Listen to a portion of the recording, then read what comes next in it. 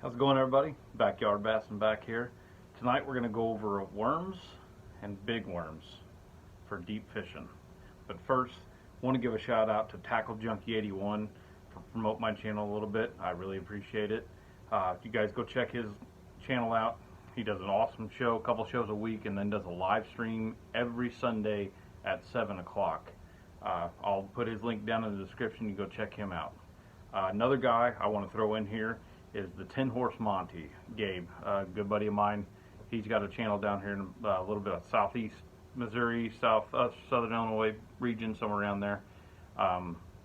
Fishes a lot of the lakes in this area and gives a lot of reports on them and stuff. He's a really good stick, does a lot of good videos, and puts some tips in there too. So go ahead and give him a check too. I'll put his link in the description down below.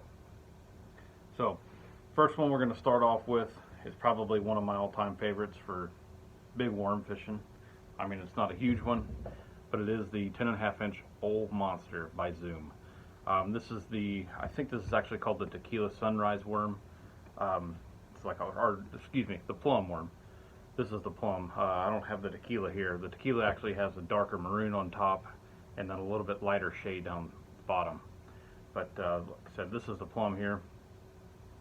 This is a all-around good color for a little bit darker water. When you're fishing deep water, you're pretty much going to have darker water most of the time, unless you're going up north where it's crystal clear at 20 and 30 feet below. But for most of us Midwest guys and a little bit farther south, we don't have that luxury very often.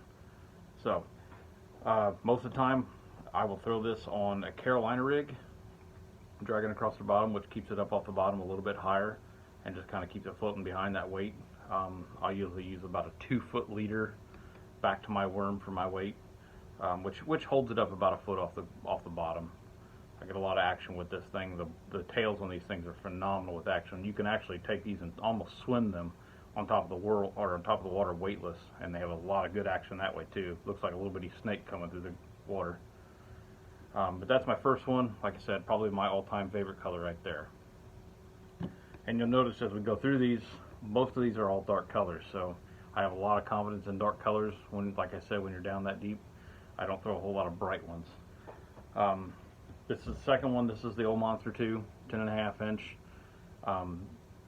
Like I said, just kind of showing you guys a little bit different of the color variation here. It's got that real dark top, and then you roll it over on the bottom. It's got more of a translucent bottom on it. If the water is not muddy, but just a little bit stained up, I'll go with something like that. But that's for that one. Now, if the water gets to be where it's pretty dark and pretty murky, then I'm going to go over to this black one with the red flake in it. You can see how dark that is right there, and it's pretty well black all the way through. So, that's what I use them. Alright, now, second worm that you can't go wrong with, and I remember when I first threw this thing, my wife and my father-in-law absolutely cracked up in the boat because they thought I was joking. This is the Man's Jelly Worm. I do believe it's a 12-inch worm. It's got just a flat flap on the back of there. That's all it is. I mean, there's nothing to it. It's got a little bit of action when it goes through the water.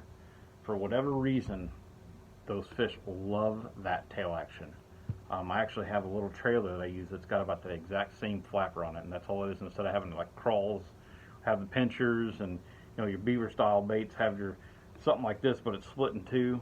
I actually have one that has just a straight flap like that and does very, very well in it. Just about anything I throw it on. But like I said, this is the Man's Jelly Worm. The one thing I really do like about this thing is if you'll notice it's kind of just your regular plastic all the way down through here. But if you get up here to the head, it's more of a compact, harder plastic. So when you get your hook through there and put it in there, this thing sticks pretty good. I don't have a problem with it ripping or nothing like that too often. I mean, of course, you get a big fish, it's eventually going to rip just about anything. But all around, that's an awesome bait. And this is another one. I love to Texas rig this thing. About 2-foot leader, keep it about a foot off the bottom. I'll even go as far as putting a Texas rig on this if I'm fishing out probably anywhere from 15 to 20 foot deep, and I know there's a lot of chunk rock down there.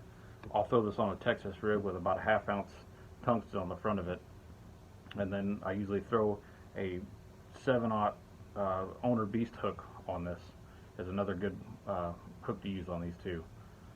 So that's the man's jelly worm, and that's, like I said, you can't go wrong. Don't let them laugh at you when you put it on there and think you're throwing a snake across the water. It does catch fish, and good ones at that. So our last one here, this is kind of an all-time favorite of everybody's, and when I first seen these, I really thought it was kind of a joke, but is a Senko. This regular old stick bait, I mean, it does absolute wonders. I would have never thought fishing it deep would have done any good. It's a dead stick in the water. I mean, I don't know how else to explain it, but they love this thing. This is not necessarily one of the colors I throw. This is just something I had in the bag, but I didn't have any of the darker color. I like to throw the dark watermelon and the green pumpkin on these, but like I said, that's a 7-inch Senko. You can't beat these things. I mean, I don't care if they're big, if they're small, they catch fish no matter where you go. So give it a shot. Don't think it's something that you're just going to get laughed at about. It does catch fish, and it catches some pretty good quality fish too. So, alright guys, that's all I have for this evening. Like I said, go check my buddy Tackle Junkie 81 out, and the 10 Horse Monty. Like I said, I'll put both link in the descriptions. Go check them out, and I'll have all this stuff down in the description too. You can get a link to. You guys have a good one.